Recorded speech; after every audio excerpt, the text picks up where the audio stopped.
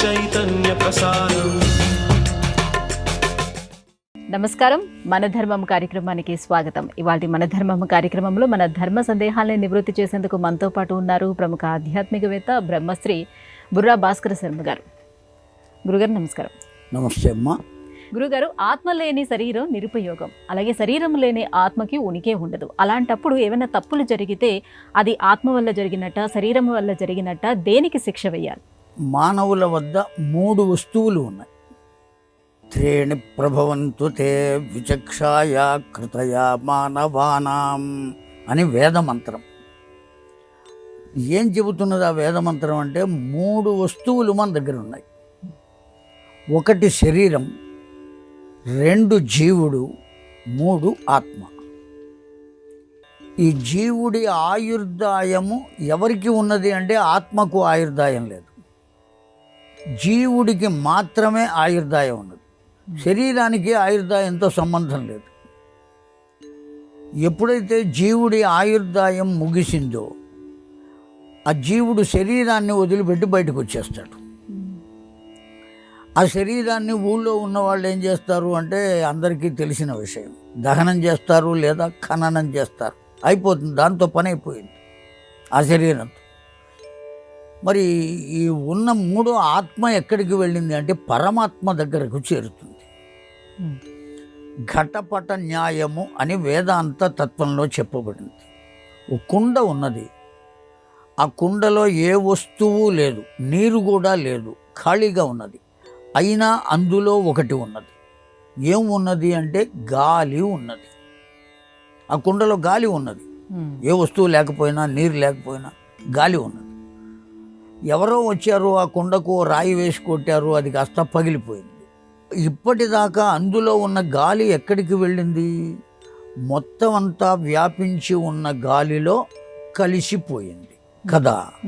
అలాగే ఇది కూడా ఓ కుండ అనుకుంటే, ఈ కుండలో ఉండేటువంటి ఆత్మ అనబడే గాలి, ఇది ఎప్పుడైతే ఈ శరీరం పోయిందో వెంటనే ఆత్మ అనబడే గాలి ఏం చేస్తుంది?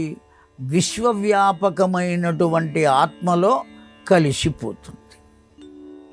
శిక్షలు అనుభవించేవారు ఎవరయ్యా అంటే జీవుడు. వాడు చేసినటువంటి తప్పులకు ఆత్మకు ఏ సంబంధము లేదు. ఆత్మ కేవలం సాక్షి మాత్రమై ఉంటుంది. మరి దేనికండి ఆత్మ ఉండటం? అది ప్రశ్న కదా. ఆత్మ అనుభవించాలా, జీవుడు అనుభవించాలా, మనం అనుభవించాలా? ఇక్కడ మనం అనేటువంటిది లేనే లేదు. శరీరం ఉన్నది, జీవుడు ఉన్నాడు, ఆత్మ ఉన్నది. మనం ఎక్కడున్నాం? ఈ 3 కలిస్తే మనం. ఎప్పుడైతే ఆయుర్దాయం అయిపోయిందో ఈ 3 విడివడిపోయినాయి, మనం లేమిక. జీవుడు దోవన వాడు వెళ్ళిపోతాడు, తాను చేసిన పుణ్య పాపములు అనుసరించడానికి, అనుభవించడానికి. ఈ శరీరమా భూస్థాపితం అవుతుంది లేదా దహనం అవుతుంది, అగ్నికి ఉపకారం అవుతుంది. మరి ఆత్మ ఎక్కడికి వెళుతుంది అంటే ఎక్కడి నుంచి వచ్చిందో అక్కడికి వెళ్ళిపోతుంది. భగవంతుడి దగ్గర నుంచే వచ్చింది, భగవంతుడి దగ్గరికి వెళుతుంది. మరి దేనికి ఆత్మ ఉండటం?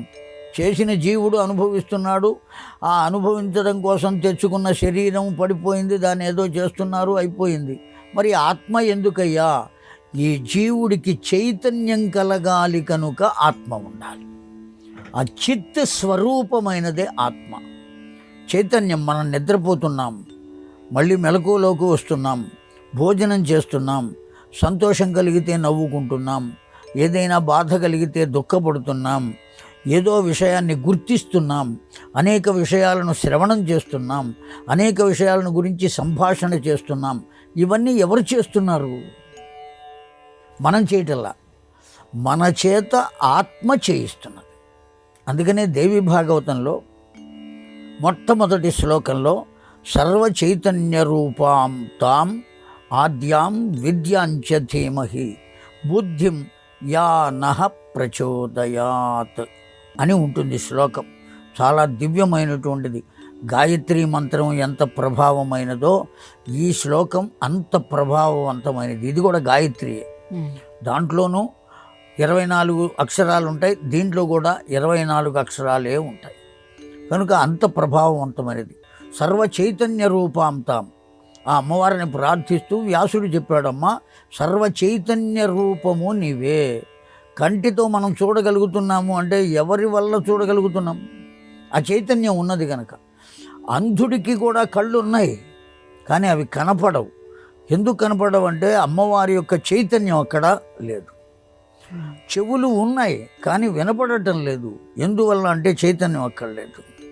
మనం ఒక చోట నిలబడి ఉన్నాము, మనం ముందు నుంచే మనం తెలిసిన మనిషి పెడుతూ ఉంటాడు, అయినా మనం చూడం. వాడు అలా వెళ్ళి మళ్ళీ వెనక్కి వచ్చి, ఏమిరా నేను ముందు నుంచే పెడుతున్నా, నన్ను గమనించలేదే అని అంటాడు. కళ్ళు తెరుచుకునే ఉన్నాం కదా, ఎందుకు చూడలేదు? ఇటువంటి సందర్భాలు ఉంటాయి కదా. మనస్సు ఇంకొక చోట ఉన్నది, కళ్ళు తెరిచే ఉన్నాయి కానీ ఆ వస్తువు కనపడలా. ఎందుకు కనపడలేదంటే చైతన్యము కంటి వద్ద లేదు. ఆ చైతన్యము ఇంకొక విషయం దగ్గర ఉన్నది. ఆ కారణం చేత ఇది చూడలేకపోయాం, ఎదురుకుండా ఉన్నా కానీ. కనుక మనం చూడాలి అన్నా, వినాలి అన్నా, మాట్లాడాలి అన్నా, తినాలి అన్నా, ఏం చేయాలి అన్నా చైతన్య వస్తువు కావాలి. ఆ చిత్త స్వరూపమైన చైతన్య రూపమైన వస్తువే భగవంతుడు. అతడే ఆత్మస్వరూపుడు. కనుక జీవుడికి ఆత్మ తప్పనిసరిగా ఉండి తీరవలసిందే. చేసేవారెవరయ్యా అంటే వాడి బుద్ధిని అనుసరించి వాడు చేస్తూ ఉంటాడు. ఆత్మకేం సంబంధం లేదు. వీడు చేసే కర్మతో ఆత్మకే విధమైన సంబంధము లేదు. ఆ భగవంతుని చైతన్యమే కదండి చేయించేది అని అడగవచ్చు మీరు. చైతన్యమే కదా అన్నీ చేస్తున్నదని చెబుతున్నారు కదా, భగవంతుడే కదా చేస్తున్నది అంటే బుద్ధి అనబడేటువంటి దాన్ని ఒకదాన్ని ఇచ్చాడు మనిషికి. ఆ బుద్ధి అనబడే దాంతో వీడు ఆలోచించి ఆ చైతన్యాన్ని దానికి ఉపయోగించుకున్నాడు వాడు, తన వద్ద ఉన్న చైతన్యాన్ని. అందువల్ల వీడు తప్పు చేస్తే పాపాన్ని అనుభవిస్తాడు, ఒప్పు చేస్తే పుణ్యాన్ని అనుభవిస్తాడు.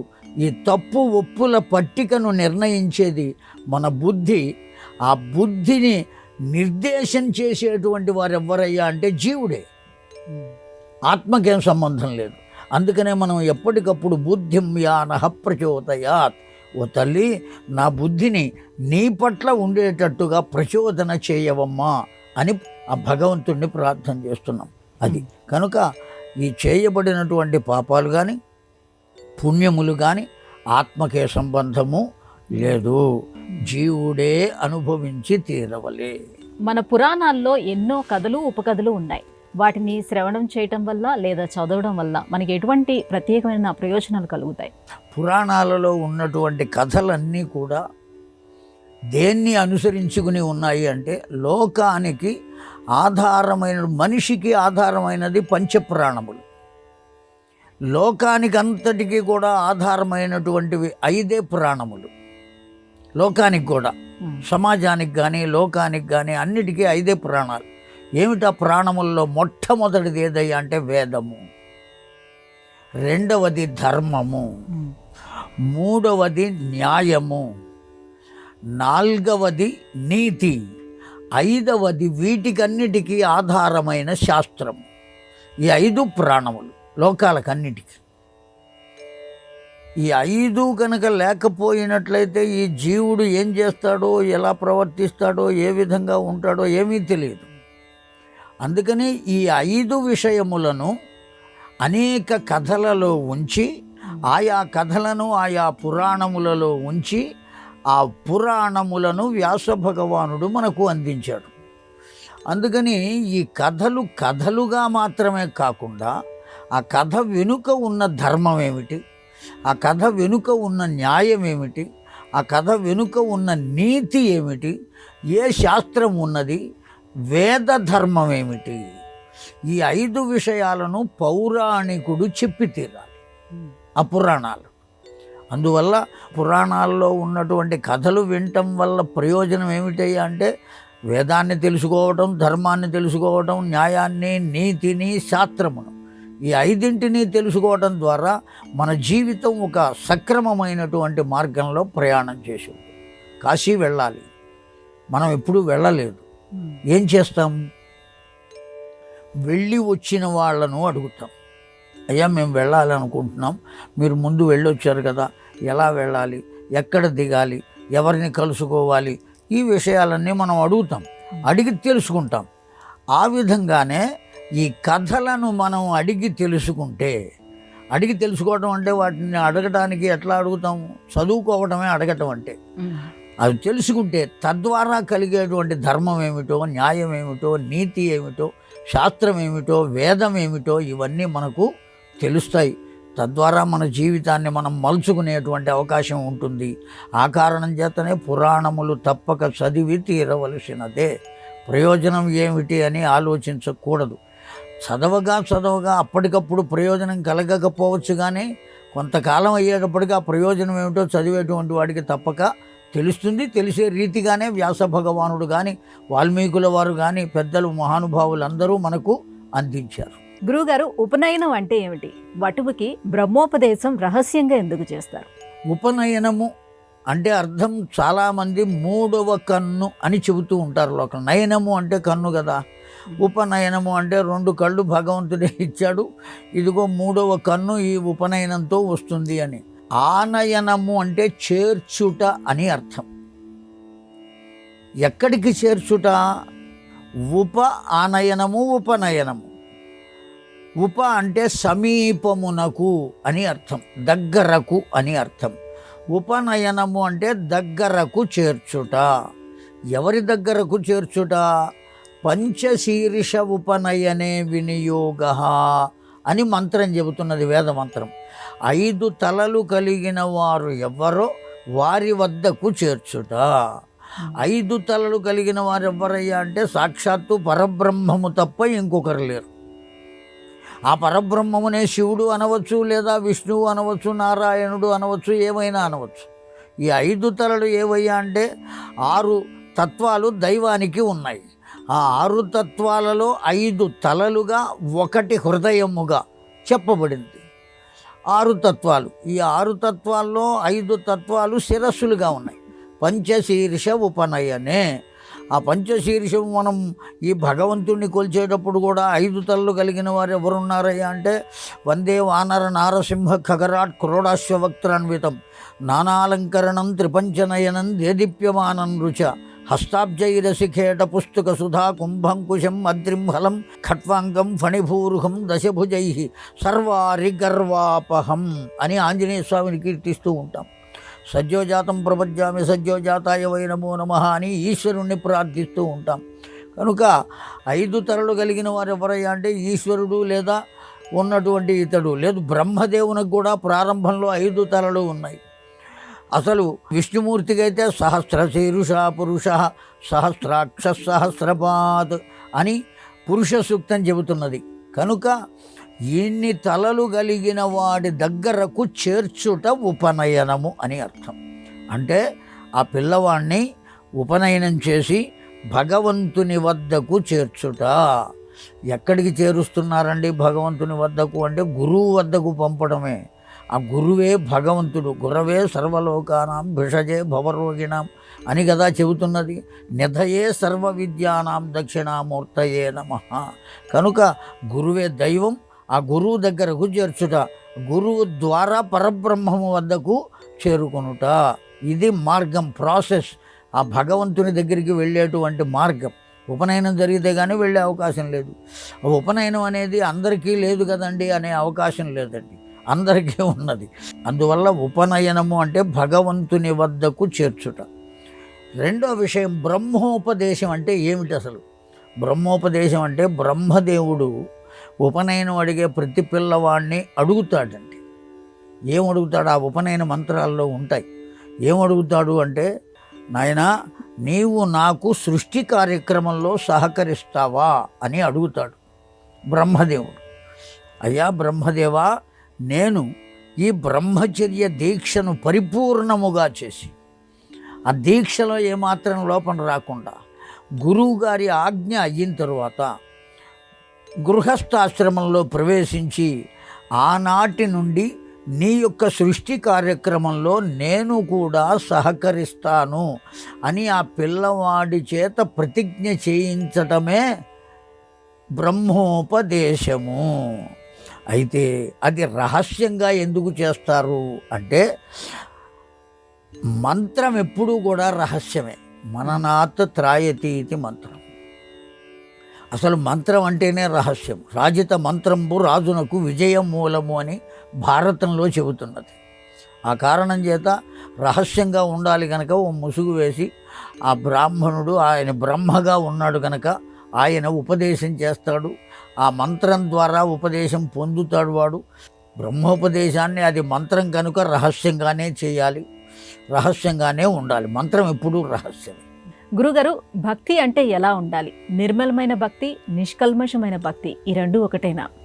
భక్తి అనబడేది హృదయం ద్రవించి ఆ నీరు కంటి వెంట కారినప్పుడు మాత్రమే దాన్ని భక్తి అని అంటాం. కేవలం శరీరాన్ని అనేక రకాలుగా భక్తి ప్రపత్తులకు గుర్తులైనటువంటి విషయాలను అలంకరించుకోవటం మాత్రం చేత భక్తి. కేవలం భక్తి వల్ల హృదయం తడిసిపోవాలి. కారణం ఏమంటే, ఒక బీజము నుండి ఒక మొక్క రావాలి అంటే, అది మొలకెత్తాలి అంటే తడిసిన నేలలో మొలకెత్తుతుంది, కానీ తడవకుండా ఉన్న నేలలో మొలకెత్తదు. ఏదైతే ఏమీ నేల కదా, చక్కగా విత్తనాలు వేద్దామని ఓ తెలివి తక్కువ వాడు రోహిణీ కార్తెలో గరప నేల మీద మొక్కజొన్న విత్తనాలు చల్లాడు. మొక్కలు వస్తాయా, పేలాలు వస్తాయా? పేలాలు వచ్చినాయి. రోహిణీ కార్తెలో విత్తనాలు వేస్తే గరప నేల మీద రాళ్ల మీద వేస్తే ఏమొస్తాయి? పేలాలు వచ్చినాయి. కనుక మొలకెత్తాలి అంటే నేల తడిసి ఉండాలి. నేల ఏది అంటే హృదయం. ఆ బీజం ఏదయ్యా అంటే భగవన్నామం. ఆ భగవన్నామము అనే బీజం తడిసిన హృదయంలో కనుక నాటబడితే చక్కని భక్తి అనబడేటువంటి మొక్క మొలకెత్తుతుంది. లేకపోతే మొలకెత్తేటువంటి అవకాశం లేదు. భక్తి కలగవచ్చు, గంటల తరబడి తాళాలు వేసి భజన చేయవచ్చు, భగవన్నామం చేయవచ్చు. ఇదిగో ఇన్ని గంటల నుంచి ఇన్ని గంటల వరకు భజన అని ఏర్పాటు చేసుకోవచ్చు. వాళ్ళకు భక్తి లేదా అంటే ఉన్నది, కానీ పరిపూర్ణమైనటువంటి భక్తి అని మాత్రం చెప్పలేం. పరిపూర్ణమైన భక్తి అంటే భగవన్నామం తలుచుకున్న వెంటనే హృదయము ద్రవించాలి. ఎప్పుడైతే ఆ ద్రవం కలుగుతుందో, ఆ ద్రవించడం అనేటువంటి భావం కలుగుతుందో, అప్పుడు మాత్రమే భక్తి పండింది అని మనం చెప్పుకోగలుగుతాం. ఇందులో కూడా నిష్కామ భక్తి, నిష్కల్మష భక్తి రెండు భావాలు కదా అడిగింది మీరు. నిష్కామ భక్తి అంటే భగవంతుణ్ణి ఏ విధమైనటువంటి కోరిక కోరుకోకుండా భగవంతుణ్ణి ప్రార్థించడం అనేటువంటిది నిష్కామ భక్తి. నాకేం అక్కర్లేదయ్యా. అనేక మంది భక్తులు అలా ఉన్నటువంటి వాళ్ళు ఉన్నారు. భక్త జనాబాయి అని ఓ పిల్ల ఉన్నది. కేవలం 5 ఏళ్ల వయస్సులో ఆ పిల్ల, నాకేం కావాలి తండ్రి, లోకాన్నంతటినీ క్షేమంగా చూడవయ్యా అని అడిగింది ఆవిడ. నన్ను క్షేమంగా చూడమని అడగల, లోకం అంతటినీ. ఎందుకంటే లోకంలో తాను కూడా ఉన్నది కదా. అందరినీ క్షేమంగా చూడవయ్యా. 5 ఏళ్ల పిల్ల భగవంతుని ఎలా అడిగింది? భక్త జనాబాయి అని. ఆ విధమైనటువంటి భక్తి, దాన్ని నిష్కామ భక్తి. ఏది చేసినా, ఓ వ్రతం చేశాం, ఆ వ్రతం చేసినప్పటికీ పెద్దలు మనకు అలవాటు చేశారు, ఏతత్ఫలం సర్వం లోక కళ్యాణార్థం భగవదర్పణమస్తు, దివ్య చరణారవిందార్పణమస్తు అని నీళ్లు వదిలిపెట్టడం. ఎందుకు? నీకే విధమైన కోరిక కోరుకోకుండా మనం మనస్సులో మాత్రం నాకు ఆ కోరిక కావాలి, ఈ కోరిక కావాలి అని దేవాలయానికి వెళ్ళి అడుగుతాం. మనం వ్రతాలు చేస్తే అడుగుతాం, నువ్వు ఎందుకు చేస్తున్నావు ఈ వ్రతం అంటే, ఎవరో చెప్పారు ఈ వ్రతం చేస్తే ఇలా జరుగుతుందని చెప్పారు, అందుకోసమని నేను చేస్తున్నాను అని చెప్పుకుంటాం మనం. కానీ క్రియ చేసేటప్పుడు మాత్రం లోక కళ్యాణార్థం తత్సద్బ్రహ్మార్పణమస్తు అని వదిలిపెడతాం. కానీ మనస్సులో మాత్రం ఏముంటుంది? మనకే కావాలి కోరిక అని ఉంటుంది. దాన్ని మనం ఏమంటామంటే కల్మష భక్తి అని అంటాం. అందులో ఏదో కల్మషం ఉన్నది, మలినం ఉన్నది. పైకి మాత్రం ఇలా చెబుతున్నావు, లోపల ఇంకో రకంగా భావిస్తున్నావు. అలా కాకుండా పైకి లోపల బాహ్యంగా ఆంతరికంగా కూడా ఒకే భావన కలిగి ఉండేటువంటి భక్తి ఏదైతే ఉంటుందో దాన్ని నిష్కామ భక్తి అని అంటాం. లోకానికి అంతటికీ కూడా మేలు చేయాలయ్యా, మొత్తం అందరూ క్షేమంగా ఉండాలయ్యా అని కోరుకునేటువంటి భక్తి నిష్కల్మషమైన భక్తి. లోకంలో ఒక మానవులే కాదు, కోరుకునే వారి బంధువులే కాదు, పశుపక్ష్యాదులు ఉన్నాయి, అనేక రకములైన క్రిమికీటకాలు ఉన్నాయి. వాటన్నిటినీ కూడా క్షేమంగా చూడాలి. అందుకనే దైవారాధన కలాపంలో ఓ విధానం ఉన్నది. దేవాలయానికి చుట్టూ కూడా బలిపీఠాలు అని ఏర్పాటు చేస్తారు.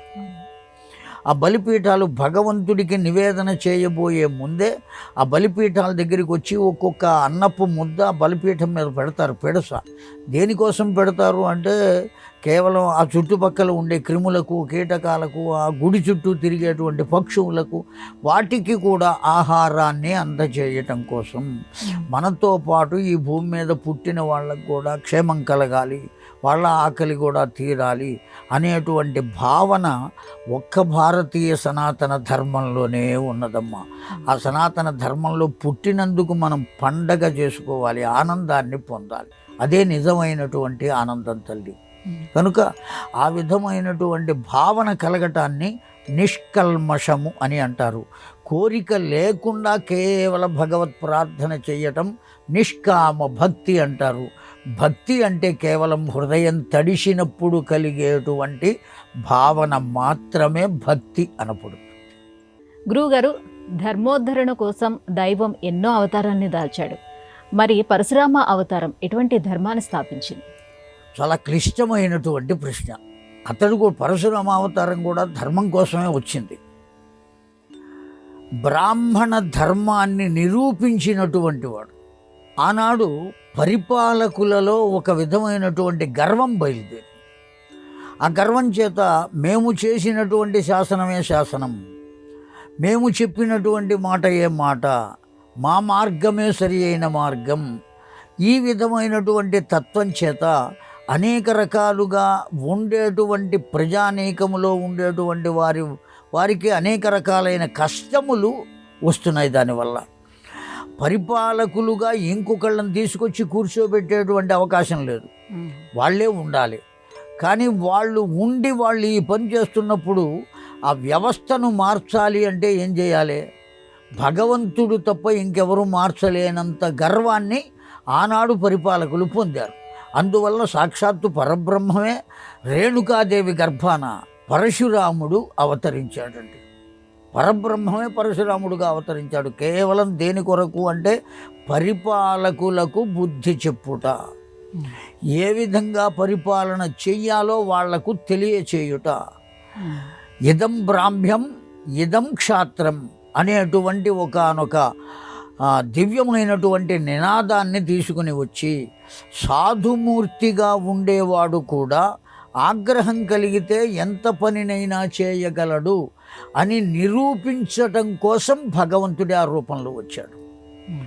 అతడు ఏమీ తెలియనివాడు కదా, సాధుమూర్తి కదా, మెదలకుండా ఉంటాడు కదా అని మన ఇష్టం వచ్చినట్టుగా అతన్ని ప్రవర్తింపజేస్తే ఏదో ఒకనాడు మనకు సామెత ఉన్నది, ఏమీ చేయలేని చిన్న పిల్లిని కూడా లోపల తలుపులు మూసి కొడితే అది ఎగిరి కళ్ళు పీకుతుంది అని ఓ సామెత ఉన్నది మనకు. అలాగా ఏమి సాధు రూపంలో ఉన్నటువంటి వాళ్ళను కూడా హింసిస్తూ ఉంటే అలా ఉండగా ఆ సాధు రూపంలో ఉన్నవాడు కూడా ఒకానొకనాడు సింహముగా మారే అవకాశం వస్తుంది. కనుక జాగ్రత్తగా ఉండవలే అనేటువంటి ధర్మాన్ని లోకానికి ఉపదేశం చెయ్యాలి. కనుక ఆ ధర్మాన్ని ఉపదేశం చేయడం కోసమే వచ్చాడు. ఆ ఒక్క పని అవ్వంగానే అక్కడి నుంచి వెళ్ళిపోయాడు, హాయిగా తపస్సు చేసుకున్నాడు, అంతేకాదు అందులో అవతార ధర్మాన్ని కూడా వదిలేశాడు. రామునికి అప్పచెప్పాడు ఆ అవతార ధర్మాన్ని. తనలో ఉన్న అవతార విశేషం మొత్తం, ఆ శక్తిని మొత్తాన్ని రామచంద్రునికి అప్పచెప్పాడు. తాను తపస్సు కోసం వెళ్ళిపోయాడు. కనుక పరశురామ అవతారం కూడా ఆవేశ అవతారమే అయినా కేవలం ధర్మం కోసమే వచ్చింది. భగవత్ అవతారాలన్నీ కూడా ధర్మం కోసమే, అందులో ఏమాత్రం సందేహం లేదు. గురుగారు, ఇవాళ మన ధర్మము కార్యక్రమంలో మాకు వచ్చినటువంటి ఈ ధర్మ సందేహాలన్నీ కూడా నివృత్తి చేసినందుకు ధన్యవాదాలండి. శ్రీమాత్రే నమః. ఇది ఇవాళ మన ధర్మం కార్యక్రమం. రేపు మన ధర్మం కార్యక్రమంలో మళ్ళీ కలుసుకుందాం. నమస్కారం. ఈ కార్యక్రమాన్ని తిరిగి చూడాలనుకుంటే www.youtube.com/ETV Life Spiritual లో చూడవచ్చు.